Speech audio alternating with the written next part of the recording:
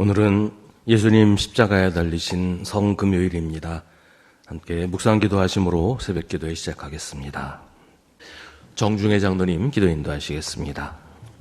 전능하신 하나님 아버지, 아무 공로 없는 저희들을 택하여 자녀로 삼아주시고 늘 보호해 주심을 감사드립니다.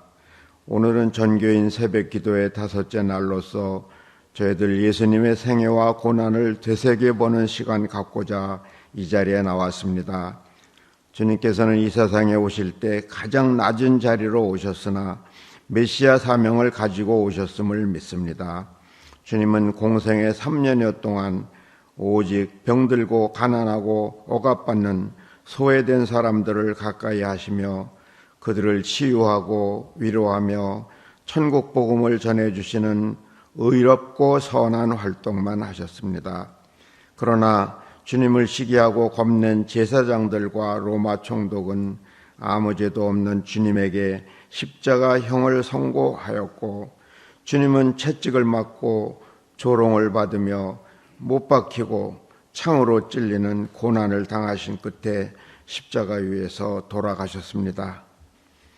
사랑이 많으신 주님이 십자가에 못 박혀 죽으심은 하나님의 뜻에 순종하여 세상 죄를 대속하신 주님의 결단일 뿐 결코 패배가 아님을 저희들 믿습니다. 오히려 장사된 지 사흘 만에 무덤에서 부활하심으로써 모든 어둠의 세력을 물리치고 승리를 하셨음을 저희들 믿습니다. 또한 그 못 박히심으로 저희들은 가장 귀한 선물 부활신앙을 받았으니 그 크신 은혜 감사드리며 이 시간 영광과 찬송을 돌려옵나이다. 교회를 사랑하시는 주님, 우리 수성교회를 이때까지 지켜주심을 감사드립니다. 우리 교회가 주님을 본받는 교회, 모이기에 힘쓰고 서로 돌보아주는 교회 되게 하여 주시옵소서. 우리 교우들 모두 참된 그리스도인으로서 어떤 시험과 고난이라도 견뎌내며 부활신앙 위에서 늘 승리하는 삶을 살게 하여 주시옵소서. 내일까지의 새벽 기도회와 다음 주일 부활절 행사에도 성령으로 함께하여 주시기를 원하오며 모든 말씀 예수님 이름으로 감사하며 기도드립니다. 아멘. 하나님의 말씀 요한복음 19장 38절부터 42절입니다. 그 뒤에 아리마대 사람 요셉이 예수의 시신을 거두게 하여 달라고 빌라도에게 청하였다. 그는 예수의 제자인데 유대 사람이 무서워서 그것을 숨기고 있었다. 빌라도가 허락하니 그는 가서 예수의 시신을 내렸다.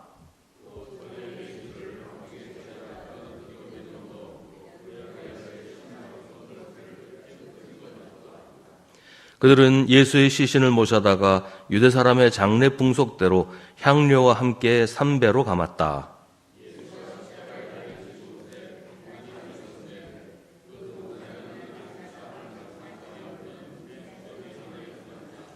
함께 했습니다. 그날은 유대 사람이 안식일을 준비하는 날이고 또 무덤이 가까이 있었기 때문에 그들은 예수를 거기에 모셨다. 아멘. 우리 믿음교구 식구들 나오셔서 찬양하시겠습니다.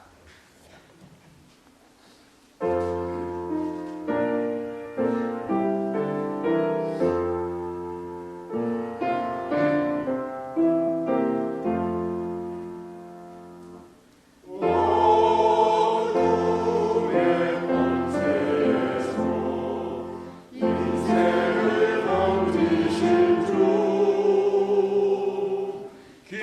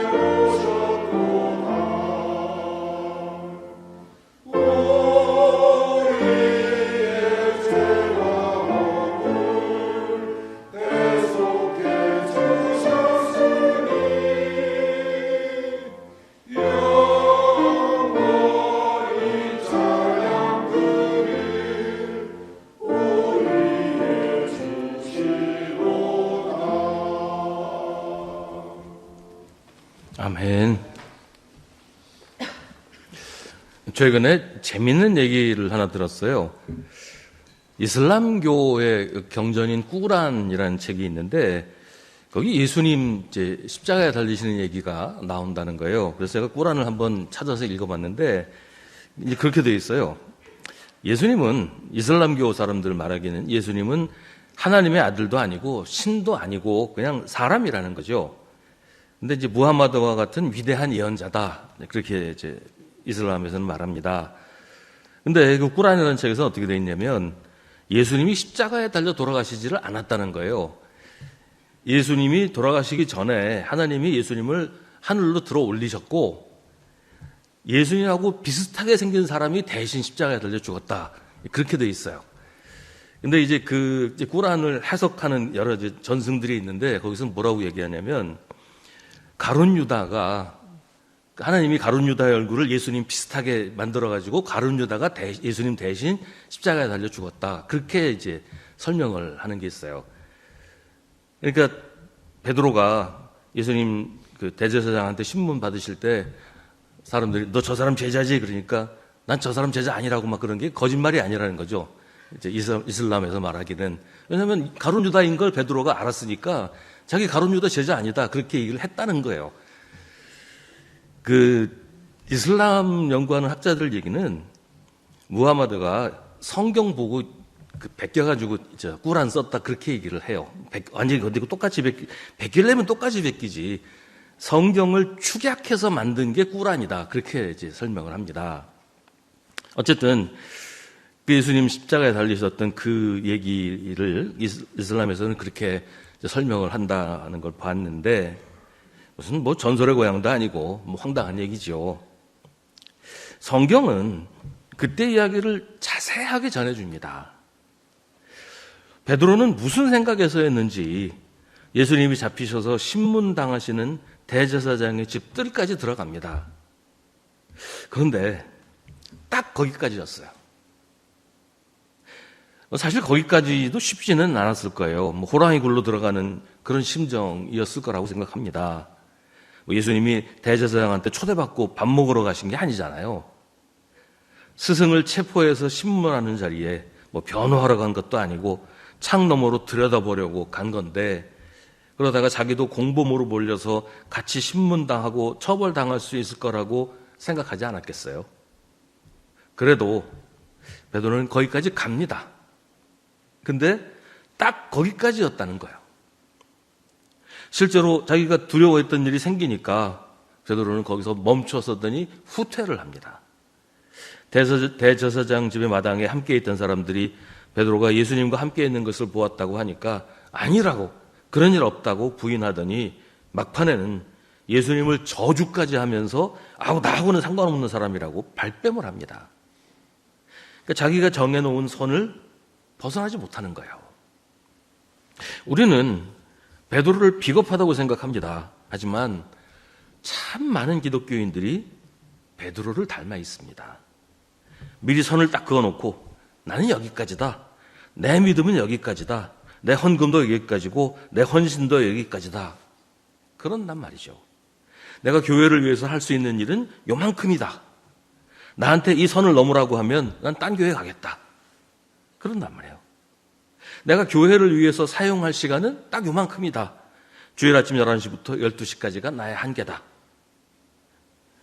그게 베드로예요. 베드로가 한 일이 바로 그런 겁니다. 딱 선을 그어놓고 그 선에서 한 발자국을 더 나아가지 못하는 겁니다. 그런데 그 베드로와 정반대인 사람이 오늘 말씀에 등장합니다. 아리마대 사람 요셉이 바로 그 사람입니다. 성경은 요셉에 대해서는 자세하게 설명하지 않아요.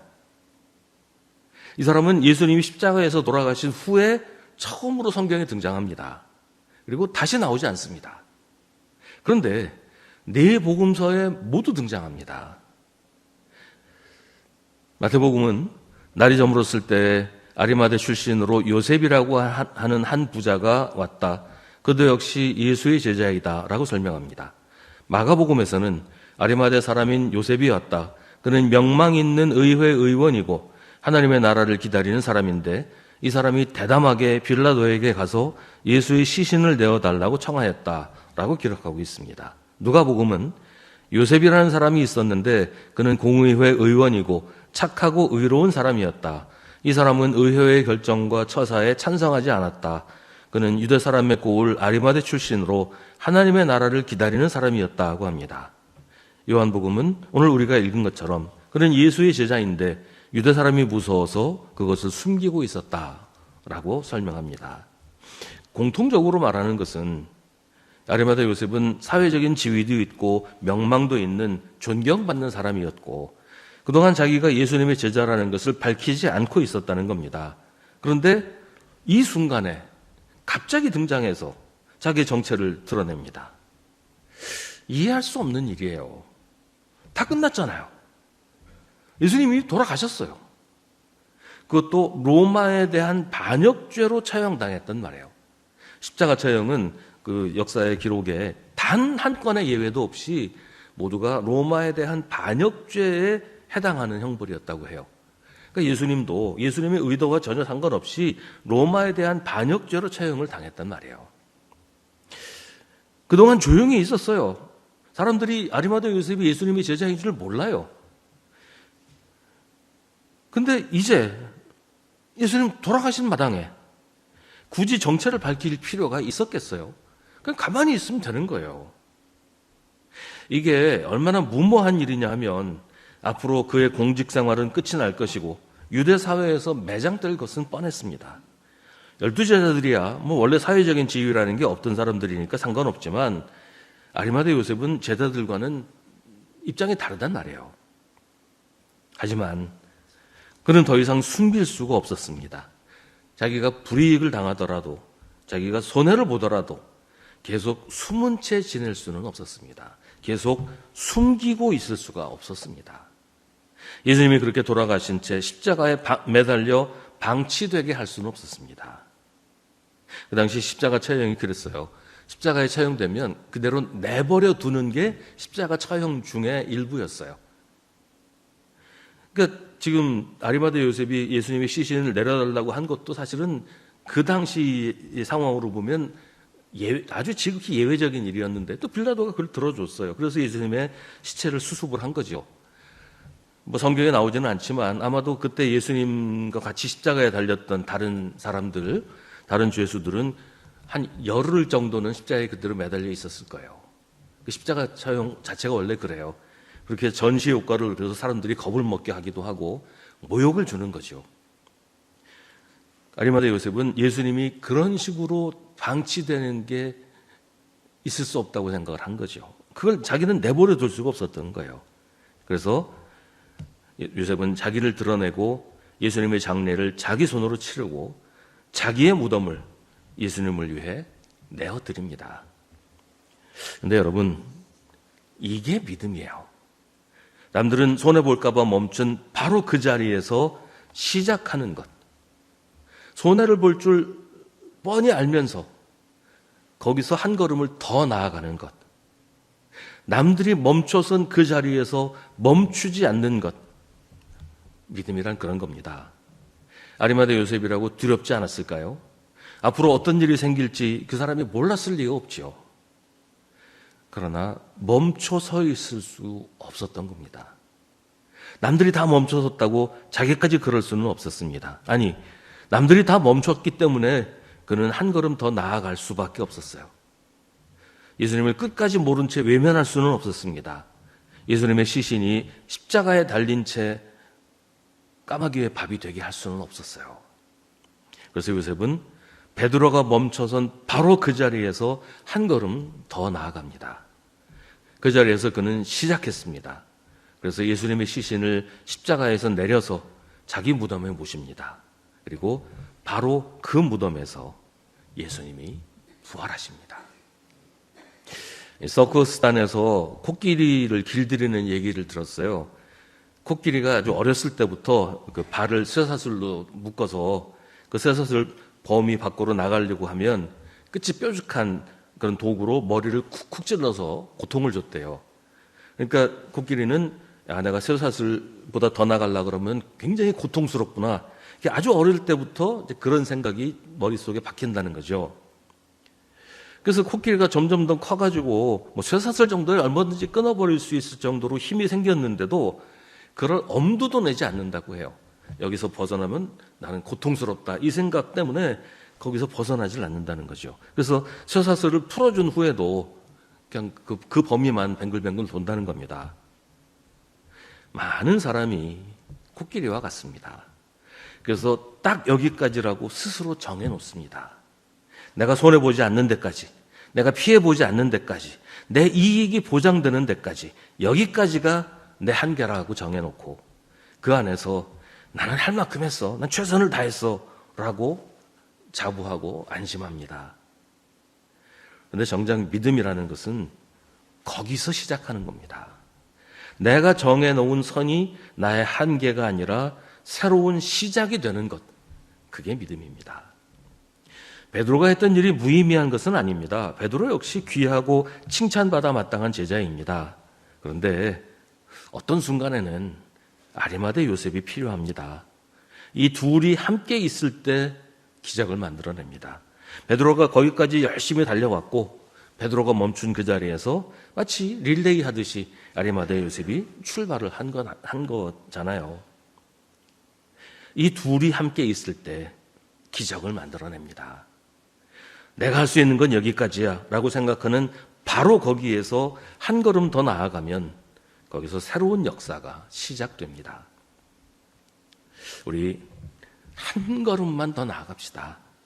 베드로의 자리에서 여기까지라고 정해놓은 나의 한계에서 한 걸음만 더 나아갑시다.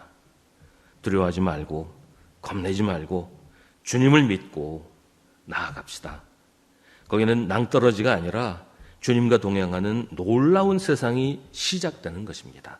한 발자국 더 내디디면 내 낭떠러지에 떨어질 것 같은 두려움에서 나가지 못하고 있지 말고 주님과 함께 놀라운 세상을 경험합시다. 부활하신 주님이 우리 손잡고 놀라운 역사를 만들어 가실 것입니다.